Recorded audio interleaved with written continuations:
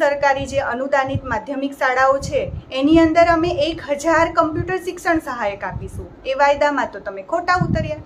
ગઈકાલે આપણા માનનીય શિક્ષણ સચિવ સાહેબ શ્રી રાવ સાહેબ છે, એમને કહ્યું કે 21,000 જેટલી લેબ આપેલી છે, 2 લાખ કમ્પ્યુટર્સ આપેલા છે. આપ સાહેબને એક પ્રશ્ન પૂછવા માંગુ છું કે ખરેખર એ કમ્પ્યુટર લેબ અને એ જે કમ્પ્યુટર્સ છે એનો ખરેખર ઉપયોગ થશે કે અમને ખરેખર ન્યાય મળશે કે પછી ભૂતકાળની જેમ એ ધૂળ જ ખાવાના છે?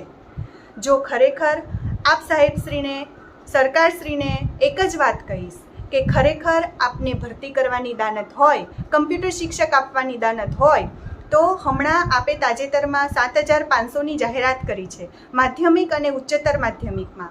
એની અંદર અમને કમ્પ્યુટર શિક્ષકનો સમાવેશ કરીને અમને ન્યાય આપો. 1,000થી વધારે કમ્પ્યુટર શિક્ષકની જગ્યા આપી અને અમને ન્યાય આપો.